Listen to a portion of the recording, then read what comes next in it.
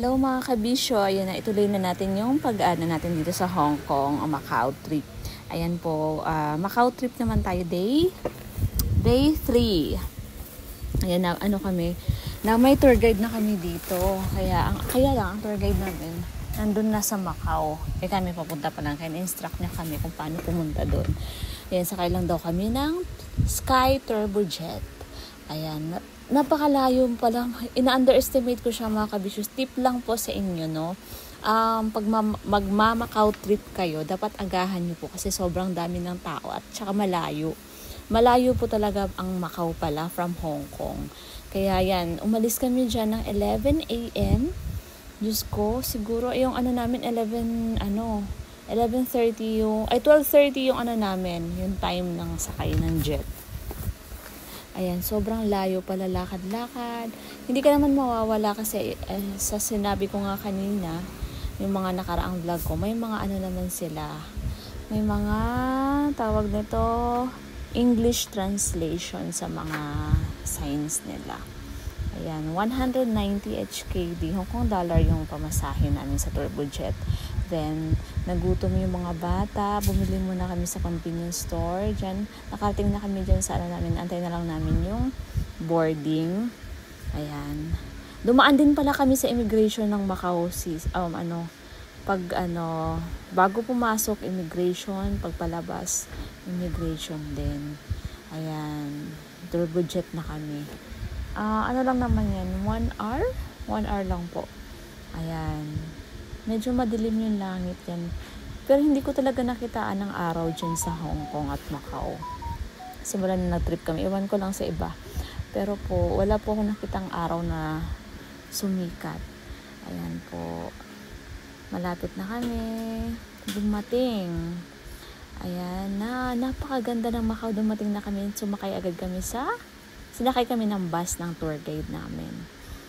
Unang pa lang namin, napakalinis, napakaganda, lalaki ng mga building. China na pala to. Sobrang ang bibilis ng mga sasakyan. Parang ang feeling ko ang kipot lang kasi nagsasanga-sanga yung mga yung mga kalsada. Ang bibilis pa ng mga bus, mga sasakyan. Parang feeling ko wala talagang traffic. Walang traffic dyan. Kapag napaka-progressive talaga ng bansa nila, no? Ang wish ko sana maging ganyan din yung Pilipinas. Sana, no? In time, I pray talaga. Kasi ang laki ng difference talaga na pag-iiwanan ng Pilipinas yan. Ang ganda ng mga building talaga sa Macau. Super, super yan. Sakay lang kami sakay dyan sa bus eh. Buti na lang may tour guide kami kasi kung kami lang DIY, hindi kakayanin. Parang maliligaw ka talaga dyan. Yan, unang punta namin dyan sa St. Paul. At itong simbahan, dumaan muna kami sa St. Dominic Parish Church. Ayan, nagdasal muna kami kasi nagpasalamat kay Lord na nakarating kami dyan. Sa lugar na yan na hindi ko sukat akalain, in-expect. Pero pagsikad pala nagbigay ng biyaya, hindi siya naglilimit. Walang limitation si Lord. Basta maging lang tayo sa Kanya, manalig, magdasal, at maging mabuti. Ayan, papunta na kami sa St. Paul. Ayan, may mga dyan pala yung mga ice cream. Wala kami nakitang ice cream. Yung Turkish, Turkish ekla eme-eme ng mga ice cream. Wala lang. Ayan, picture. I-recap natin yan mamaya kasi akala ko, hindi ko pa yan Ayan, napakasaya ko sa simbahan na yan. Ayan, kami ni Daddy, picture. Lahat lang ng ginawa namin dyan, picture taking lang kasi for memories naman yan. At syempre para makikita din namin, pagtanda namin, mga bata, diba, na ipasyal namin sila dyan. Ayan, favorite food nila, no? As in, yung mansanela, yung yung Arabic food. Gustong-gusto nila yan. Ayan. Si Sky, ayaw niya, gusto niya noodles. Sakay ulit kami ng bus. Yan. Punta na naman kami. Saan naman kami dadalhin ni Kuya. Basta nag-enjoy lang talaga ako dyan. Kasi sana, naisip ko pala, dapat inagahan pala namin para marami kaming, na-enjoy, na spots pa. Kasi mabilisan lang yung mga ginawa namin. Imaginein mo, 1 p.m. dyan nag-start. Ayan. Pero okay lang kasi at least nakita namin yung kalinisan ng Macau, kagandahan.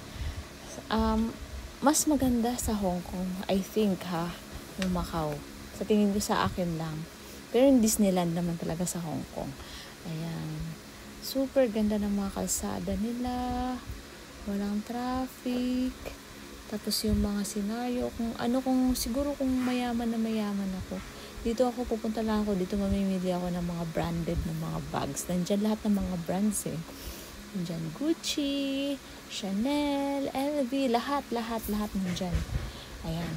Yung mga casino, may mga casino din dyan. Lahat yata daw sa Macau, mga casino karamihan. Ayan, mga Londoner. Saan pa dito tayo sa... Ayan, picture taking tayo sa mga tourist spots. Alam mo ni Kuya yung mga spots eh, yung tour guide namin. Ayan, dyan kami sa bus, sa Londoner.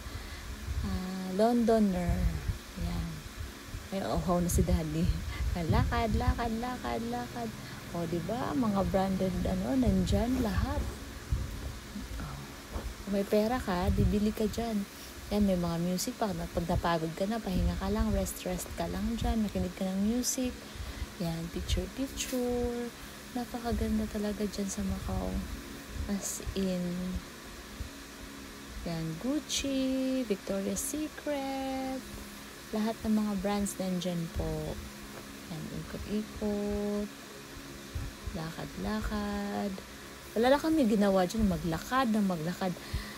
Kaya siguro totoo talaga yung sinabi nila na habang maaga pa, alam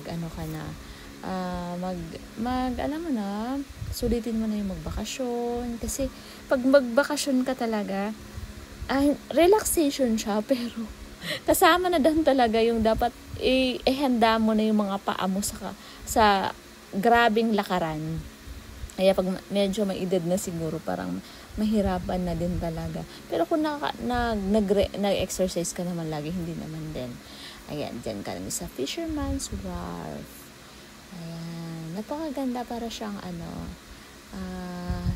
parang inspired talaga siya sa ang bansa ba to? Basta yun na yun. Ayan, ni-recap ko yung mga pictures kasi for isi-save ko lang dito sa vlog. Ayan, para lahat na. Ayan, happy, picture. Yan yung tower na yun, napakaganda ng tower na yan. The Sands of Macau. Ayan, bus here, bus there. Ayan, dyan kami sa Paris. Happy. Ayan, si Ate Sam, yung mga bagets, dalagin din, gustong-gusto dyan. Ayan, kami. Picture there, here, and everywhere. Ayan, feel ko talaga. Ayan, kami ni Tatay. Diyos ko, napakaganda talaga naman ako. Gusto ko pang ulitin. Gusto ko pang mag second time around kasi hindi ko nasulit. Dapat nag-hotel din kami dyan eh. Next time. Di ba na next time? Ayan. Picture. Napakaganda ng, tinan mo, napakaganda talaga nila. Napakaganda ng view. Sulit na sulit yung yung pagod. Yan, kami ni Tatay, family, uwian na sa Fisherman's Wharf. Yan, enjoy lang namin yung moment namin dyan. Yan, pahapon na. Yan. Ay, may tip pala ko. Tapos nung dumating kami, ayan, dumaan kami sa market. Kasi doon kami hininto ng bus dyan sa may bandang PST Market. Night market nila. Ayan, nag-enjoy kami sa mga pagkain. Ang daming mga pagkain dyan, mga mare, mga kabisyo. Ang saya lang. Ayan, God is good all the time. God is good. Bye-bye. Thank you.